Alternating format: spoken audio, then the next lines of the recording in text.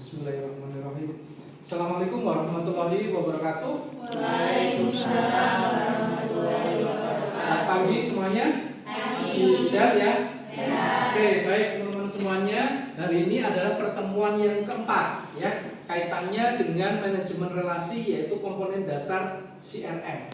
Jadi hari ini kita akan bahas sebenarnya ada apa aja sih yang ada di CRM itu sendiri. Masih ingat tapi CRM? Customer Relationship Management ya. Jadi manajemen hubungan pelanggan. Oke, selanjutnya di pertemuan ketiga yang lalu kita ada materi tentang manajemen hubungan pelanggan. Teman-teman masih ingat nggak apa manfaat dari manajemen hubungan pelanggan? Ada yang tahu? Ya, Mbak?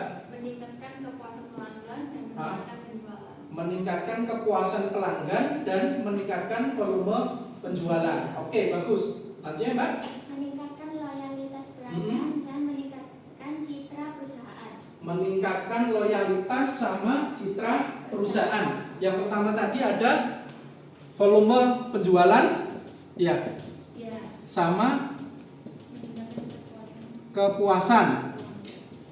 Terus yang kedua ada loyalitas sama Citra perusahaan. citra perusahaan. Oke, bagus. Selanjutnya ada pandangan lain kira-kira dari gambaran tersebut, teman-teman?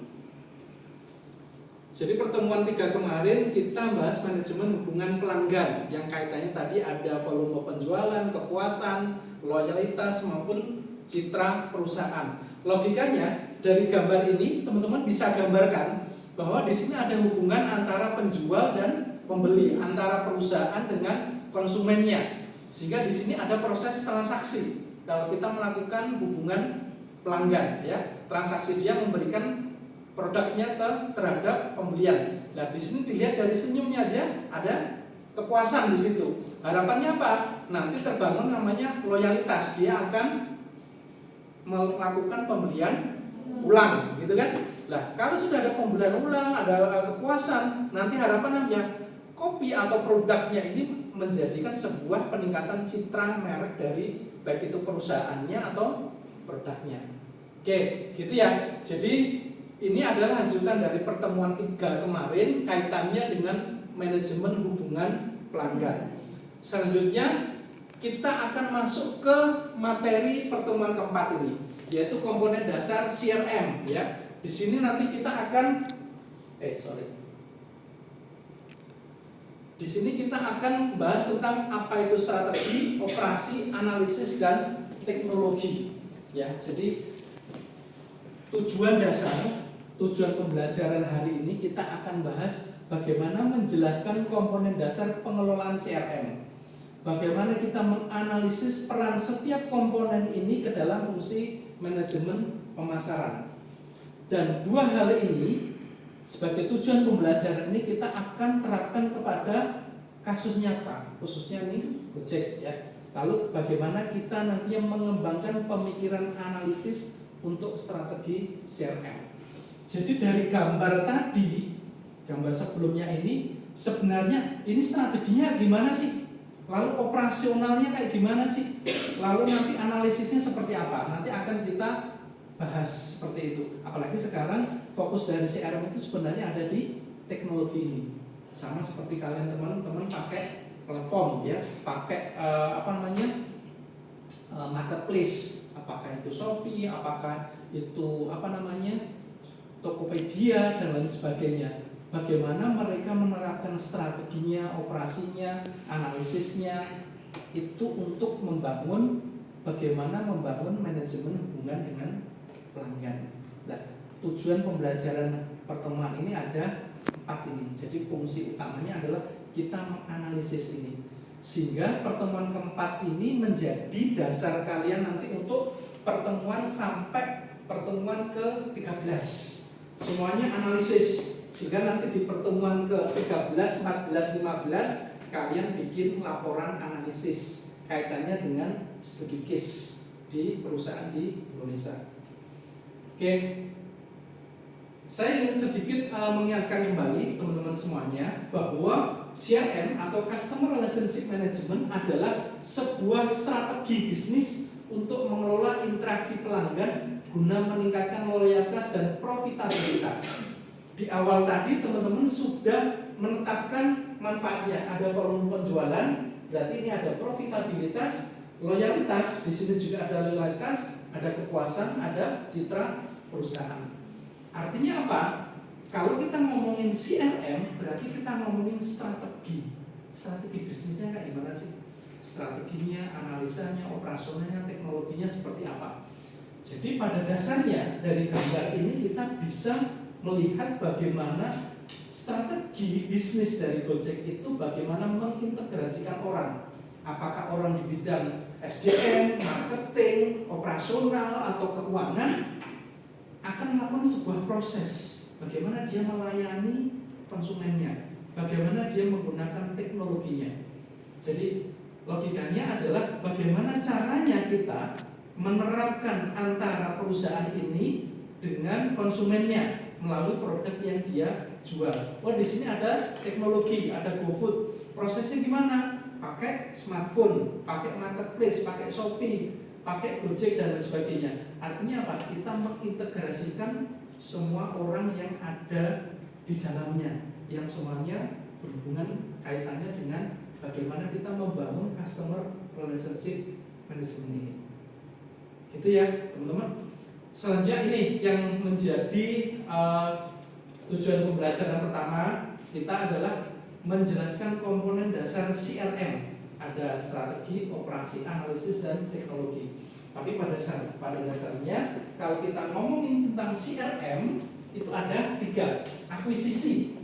Bagaimana cara kita memperoleh pelanggan baru.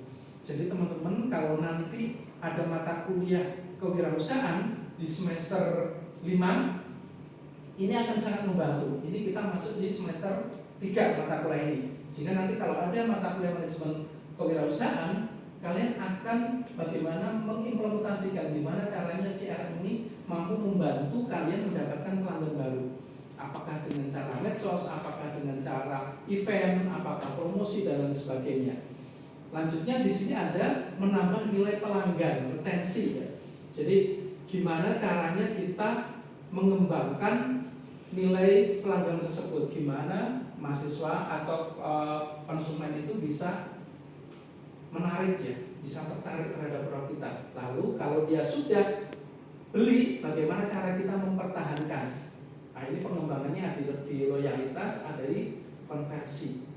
Apalagi sekarang dunia medsos itu tahapannya ada aware, ada as, ada lalu dia ada X, lalu kita diminta untuk advocate ya. Jadi seringkali kalau kita lihat di media sosial, di marketplace, seringkali cara-cara mereka untuk mendapatkan pelanggan itu melalui proses tersebut, dikasih kesadaran, oh di sini ada produk yang baru loh, di sini manfaatnya seperti ini. Lalu kita beranjak ke tanya ke cari informasi, asking, kira-kira informasi benar apa enggak ya? Kita lihat netizen itu apa istilahnya? Komentar sama yang ngasih bintang 4 atau 5. Apa istilahnya itu? Rating ya, rating review seperti itu. Sehingga harapannya apa? Mereka segera punya kesadaran, punya keputusan untuk beli. Setelah beli seringkali barang itu kita terima, seringkali kita mau disuruh ngapain? Setelah kalian beli di Shopee, barang itu nyampe ke tempat kita, review ulasan. Sebelum review ulasan kita melakukan apa? Unboxing ya. Jadi unboxing, diminta unboxing itu apa? Pertama untuk memastikan bahwa produk yang diterima itu benar atau tidak, sesuai dengan pesanan tidak. Yang kedua, unboxing itu bagi marketplace kita diminta untuk apa? Advocate, diminta untuk cerita. Kira-kira barang ini bagus apa enggak sih? Makanya di situ ada rating review. Nah, disinilah sebenarnya otak kita harus paham siklus CRM ini. Prosesnya seperti itu. Pertanyaannya, kira-kira bisa nggak Pak? Ini dari sini langsung loncat ke sini? Ya bisa aja. Ini biasanya siklus tahapan yang normal. Kalau ini sudah berjalan, nanti ini bisa langsung ke sini gitu. Gimana caranya kita akan terus melakukan perbaikan. Oke, kalau tadi kita ngomongin strategi, ini salah satunya komponennya siklusnya seperti ini. Kita bahas strateginya. Ya, strateginya itu berarti kita visioner, ada perencanaan. Kira-kira kalau saya punya produk yang saya pasarkan di marketplace di Shopee, saya harus gimana caranya membangun hubungan pelanggan dengan perencanaan yang lebih baik. Salah satu elemen analisisnya adalah kita pakai segmentasi pelanggan. Jadi produk kita ini sebenarnya dengan harga sekian, itu segmentasinya mahasiswa, anak SMA, dewasa, orang tua, atau anak kecil. Kita harus pastikan ini segmentasinya. Dan caranya gimana? Ya, kita pakai analisis komponen strategi, analisis SWOT. Oke, kalau bicara analisis SWOT, teman-teman ada yang pernah menemukan atau pernah belajar tentang analisis SWOT? Udah? Semester sebelumnya. Mata kuliah apa? Pemasaran. Oke, gimana Mbak? Kira-kira dari sheet analisis itu? Analisis ini dapat membagi perusahaan untuk mengambil keputusan yang baik dan tepat, sehingga perusahaan dapat mengetahui tersebut. Oke, berarti ini kaitannya dengan keputusan, dasar keputusan strategis dipakailah analisis SWOT untuk mengambil keputusan. Ada yang lain barangkali? Ya? Itu sebagai metode untuk mengidentifikasi kekuatan, kemudian kelemahan, peluang, dan ancaman guna menentukan strategi yang tepat bagi perusahaan. Oke, baik, terima kasih. Jadi sebenarnya ini adalah bahan baku analisis kita untuk keputusan strategis. Nah, bahan baku dari analisis SWOT itu apa? Yaitu adalah kekuatan, kelemahan, peluang, dan ancaman. Pertanyaannya adalah yang kekuatan dan kelemahan itu internal atau eksternal? Ada yang masih ingat? Internal atau eksternal? Di sini ada kekuatan, ada kelemahan, ada peluang, ada ancaman. Kira-kira yang internalnya itu yang mana? Yang eksternalnya? Kalau internal perusahaan, kita ngomongin tentang kekuatan dan kelemahan. Ini udah jelas ya. Kalau eksternal, peluang dan ancaman. Kira-kira kalau kita mendirikan bisnis ini, kita itu punya aset apa sih? Kita punya sumber daya manusia berapa? Kita punya operasional apa? Kita punya modal berapa? Ini adalah kekuatan kita. Nah, kelemahan kita di mana? Oh, kelemahan kita masih belum punya pangsa pasar yang kuat misalkan. Kita belum punya area distribusi di seluruh Jawa Timur, misalnya kita hanya punya di Surabaya, kita belum punya cabang di Gresik atau di Sidoarjo misalnya. Nah, kesempatannya apa? Oh, ternyata kalau produk kita minuman, produk kita itu bisa menjadi kompetitor yang lain. Ada banyak peluang orang kalangan mahasiswa masih suka minum kopi misalkan, atau minum teh dengan segala variannya. Ancamannya apa? Oh, ternyata ancamannya banyak kompetitor. Itu kan di luar. Artinya kita harus paham apa yang kita miliki, apa yang menjadi kelemahan kita, lalu kita nanti akan kita lihat peluangnya gimana sih. Makanya nanti ada dalam proses ini seringkali kita akan melihat namanya lifestyle ya. Ada politik, ada ekonomi, ada sosial, ada teknologi, ada lingkungan, kita akan lihat semuanya. Kira-kira pas nggak kita menjalankan perusahaan ini dengan sebaik-baiknya seperti itu. Oke, jadi ini menjadi salah satu alat kita untuk menganalisis kira-kira nanti strategi kita itu pakai apa gitu ya. Nanti akan kita kembangkan lebih jauh, nanti antara SOWT itu seperti apa penggabungannya kita akan perjelas lebih lanjut. Oke, baik. selanjutnya ini adalah kalau tadi ngomongin strategi berdasarkan analisis SWOT atau analisis PASTEL, maka kita akan jelas operasionalnya. Di awal kita udah ngomong tentang manajemen hubungan pelanggan. Berarti otomatis kita yang dekat dengan pelanggan.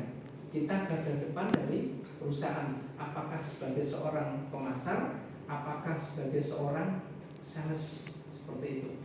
Nah, sehingga dari sini bagaimana kita melakukan ini proses harian interaksi pelanggan. Ada sales, ada service, ada marketing automation. Jadi gimana caranya kita mengaktifkan omnichannel ya? Omnichannel itu adalah online dan offline. Ada media sosial, ada secara langsung, seperti itu. Sehingga nah ini ada banyak, ada toko, ada mobile, ada web, ada sosial media. Yang kita gunakan untuk apa? Kata kuncinya adalah ini, interaksi pelanggan. Untuk apa? Untuk melakukan penjualan, untuk melakukan pelayanan, untuk melakukan pemasaran, seperti itu. Sehingga dari sini nanti gimana caranya semua komponen ini kita lakukan untuk berinteraksi dengan pelanggan. Kita selalu dengan pelanggan. Kita melakukan penjualan, kita melakukan closing. Ya. Jadi contoh real ini, kita sudah presentasi produk nih. Kita ada event, kita sudah presentasi produk. Peserta ini manggut nih, calon investor kita udah manggut. Ada salah satu tips yang menarik bagaimana cara kita melakukan sales atau closing. Seringkali kalau kita sudah melihat audiens seperti ini sudah manggut-manggut, seorang sales akan mengatakan, gimana Pak? Ada yang sudah cocok nih produknya? Jangan seperti itu. Di otak seorang investor atau pendengar, kalau sudah kita lakukan pemasaran atau melakukan presentasi, kita harus kasih pilihan, Pak, antara produk A dan B, Bapak sebaiknya milih yang mana Pak? Agar cocok dengan kriteria yang Bapak inginkan. Jangan kasih seperti yang pertanyaan tadi, Bapak milih mana nih? Jangan dikasih pilihan. Karena kalau dikasih pilihan, otaknya nanti akan membandingkan produk kita dengan produk lain.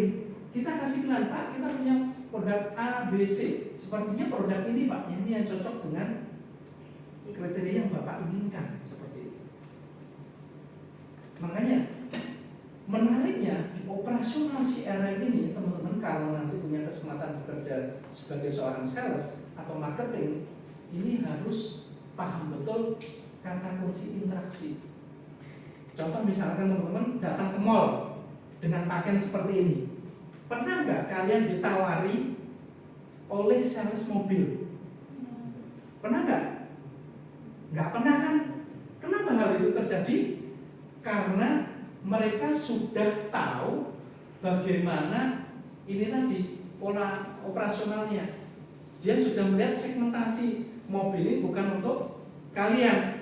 Prejengan kalian nggak sesuai dengan ekspektasi dari mobil tersebut, kayak gitu kan? Jadi itu adalah namanya intuisi, itu hanya pengalaman ya, bagaimana kita berinteraksi dengan pelanggan. Contoh misalnya saya dulu jualan obat, makanan sehat, saya jualan satu botol itu isinya 30 butir, diminum sehari 2 butir, berarti habisnya berapa hari itu? 15 hari. Berarti apa? Kita harus memprediksi kira-kira menjelang 15 hari ke depan saya harus follow up lagi. Saya harus ingatkan gimana perkembangannya, gimana apakah ada manfaatnya atau enggak. Pak, ini udah mau habis nih karena butirnya tinggal 4 butir, tinggal 2 hari misalkan. Nah, ini menjadi interaksi. Apalagi sekarang ada sosial media nih. Kita harus say hello terhadap mereka. Oke, kalau tadi itu dengan operasionalnya, sekarang kita ngomongin analisis yang lain. Ya, kalau tadi juga ada analisis SWOT, kita sekarang juga ada KPI, gitu ya. Jadi gimana caranya kita mengolah data untuk insight, untuk laporan, untuk peramalan. Jadi salah satu kekuatan dari mata kuliah ini adalah gimana caranya kita menggunakan database, data time series, data masa lampau, data penjualan, data distribusi, data produk, kita akan olah di sini, gitu ya. Makanya di sini ada elemen data mining, ada predictive analytic, gitu ya. Jadi gimana kita menganalisa prediksi dengan data itu melalui laporan itu. Kira-kira kalau bulan 1 kita bisa jual 100 unit, di bulan 2 kita sudah jual 200 unit, kira-kira nanti di bulan Juni atau Juli trennya bisa naik apa enggak, gitu ya. Dan salah satu komponen analisisnya adalah KPI ini, ya. Jadi KPI itu adalah Key Performance Indicator. Jadi indikator kinerja kita itu diukur. Makanya contoh nih, seorang bos minta instruksi ke orang marketing atau orang ke konten, buatkan saya konten, gitu ya. Itu nggak jelas. Artinya apa? Tidak terukur, measurable di sini. Ada measurable, ada spesifik, ada waktunya, ada relevan. Kira-kira nanti relevan nggak dengan tujuan perusahaan? Attainable. Ini sesuai nggak? Ada kemampuan kita. Ini bisa terukur apa enggak? Time goal. Ini ada batas waktunya, ada spesifiknya. Kira-kira kita mau ngapain sih? Ini yang paling penting. Jadi kita tidak hanya asal ngasih instruksi, buatkan saya konten. Tapi instruksinya adalah buatkan konten yang punya engagement-nya 30%, yang melihat itu sekitar 70 orang, yang nge-like atau yang satunya lain apa? Subscribe ya, atau yang kasih komen itu 25 orang lah misalkan, seperti itu. Atau misalkan contoh kasus di KPI ini, gimana caranya pada saat kita Shopee Live atau TikTok Live itu berapa sih yang harus kita dapatkan, yang melihat itu kan ada ya di pojok kanan itu biasanya yang lihat berapa sih, gitu ya. Atau nanti yang closing berapa, kita harus tentukan KPI-nya. Oke, sejauh ini ada yang mau ditanyakan, teman-teman silakan. Bagaimana cara menentukan KPI dalam CRM untuk perusahaan, Pak? Oke, terima kasih. Bagaimana cara kita membuat KPI ini untuk CRM? Oke, kalau CRM tadi salah satunya adalah hubungan pelanggan. Contoh kecil aja. Jadi gimana caranya kita buat KPI dengan spesifiknya adalah kita melakukan interaksi dengan pelanggan. Jadi spesifiknya adalah bagaimana cara kita melakukan hubungan pelanggan. Kita lihat spesifik hubungan pelanggan pakai apa dulu. Media sosial misalkan ya, media sosial. Batas waktunya kapan? Kalau kita melakukan hubungan pelanggan dengan media sosial, temponya dalam sehari kita upload berapa kali, kita posting berapa kali, gitu ya. Lalu ini relevan nggak? Ini sesuai dengan produk yang kita inginkan nggak? Atau tujuan kita apa enggak? Kita pakai itu. Terus attainable, kira-kira ini relevan bisa kita capai apa enggak? Dalam sehari kita bikin konten 5 kali, bisa enggak? Gak mungkin kan, kita cukup satu konten aja, tapi kita bisa ukur nih, measurable. Kita upload satu konten di media sosial, apakah itu TikTok, apakah itu WA atau yang lainnya, kita bisa ukur nih. Nah, kira-kira nanti dalam sehari itu satu konten itu yang paling banyak dilihat di mana? Jadi semuanya kita bisa lihat. Jadi nggak asal bikin konten. Kira-kira konten ini dampak apa enggak sih sama penjualan kita? Kira-kira dari situ bisa closing apa enggak? Lalu di sini kita evaluasi nih. Kira-kira dari WA, dari TikTok, dari Shopee Live, kira-kira yang paling menguntungkan untuk melakukan konten itu di mana? Apakah di Facebook atau yang lain? Misalnya seperti itu. Oke, ada yang lainnya? Terima kasih. Ya. Apa sih peran KPI dalam CRM itu, Pak? Oke, perannya adalah, terima kasih. Jadi KPI ini adalah Key Performance Indicator, indikator kunci kinerja utama.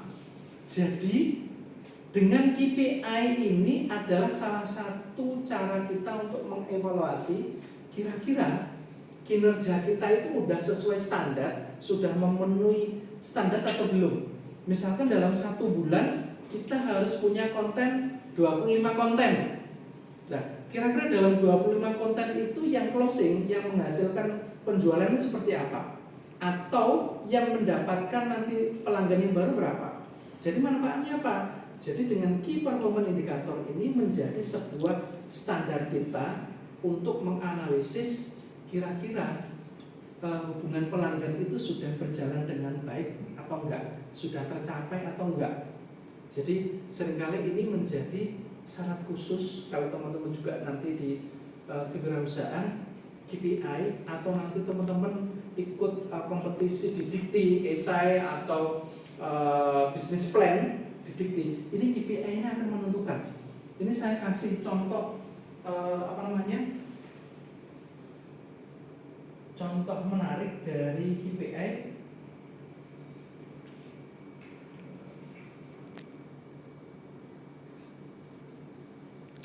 Oke. Ini adalah salah satu contoh KPI ya. Jadi sebenarnya KPI ini adalah navigasi kinerja kita berbasis data, bukan insting. Pak, itu orang itu suka bolos gitu kan, kerja nggak becus, dia nggak pernah closing gitu ya. Itu kan katanya insting ya, tapi kita punya basis data. Jadi gimana caranya setiap talent ini validasi efektivitas peran? Gimana setiap seorang sales, seorang marketing, dia punya kontribusi nggak dengan biaya yang telah dia keluarkan dalam konten tersebut? Dan di sini menjadi tracking progress strategis. Jadi real time proximity milestone bulanan tahunan yang OKR. OKR itu objektivitas kinerja dan rencana di situ. Jadi di sini adalah alat diagnostis untuk meningkatkan kinerja berkelanjutan. Itu KPI. Jadi cara kita kerja, cara kita mencapai tujuan itu sudah ada standarnya, sudah ada ukurannya. Kira-kira itu namanya semacam kalau teman-teman kalau ujian kan pasti kasih kira-kira untuk mendapatkan nilai A itu jawabannya seperti apa sih, nilai A minus itu seperti apa? Itu salah satu dari KPI. Di sini fokus pada prioritas, evaluasi pada berbasis data, dan fokus pada output bukan input. Jadi intinya menggunakan alat diagnostik untuk kinerja itu tadi. Oke, jadi ini ya salah satu KPI ya teman-teman. Ini contoh spesifik tadi ya, meningkatkan follower IG organik 15%, bukan meningkatkan follower ini yang tadi saya katakan spesifik. Jadi saya tidak hanya menuntut konten kreator, bukan, tingkatkan follower. Lah, tingkatkan follower itu ukurannya berapa? Spesifik. Di IG 15%. Kayak gitu. Terus jadi measurable. Harus ada angka atau parameter nyata. Jika tidak bisa dibuat, tidak bisa diatur. Measurable. Measurable-nya apa? Ada 15% di sini.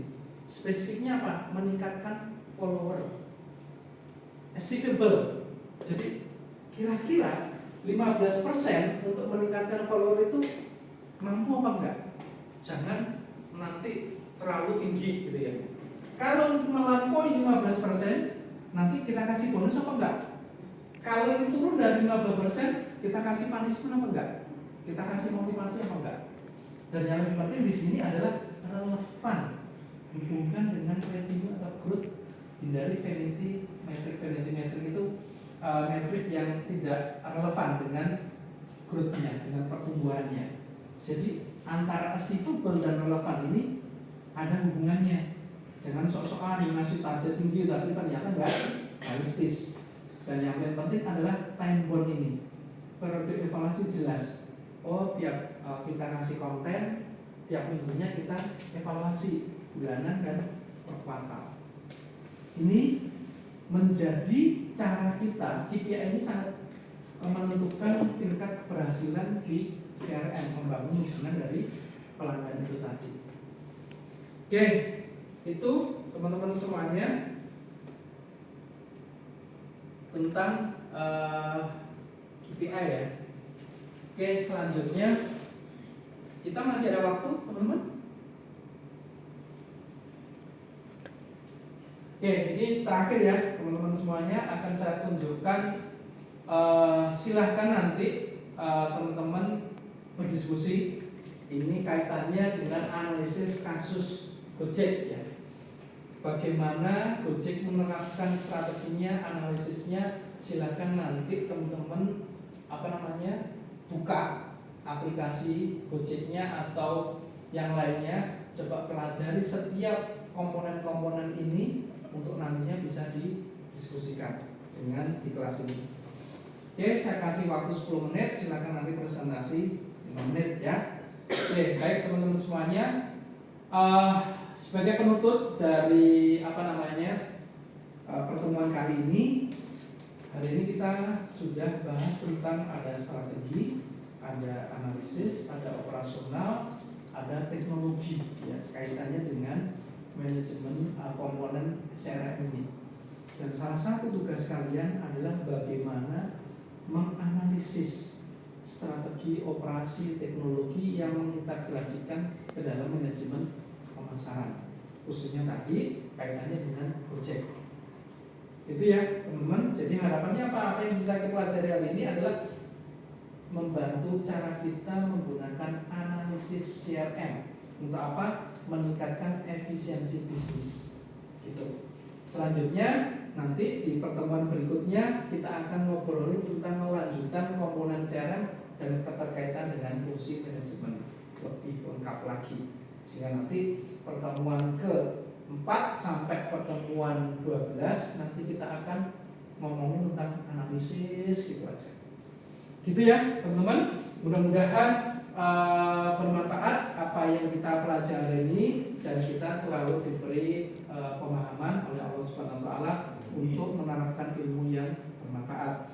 Terima kasih atas kebersamaannya pada pagi hari ini. Sehat selalu. Assalamualaikum warahmatullahi wabarakatuh. Terima kasih. Oke, gitu ya teman-teman. Terima kasih banyak.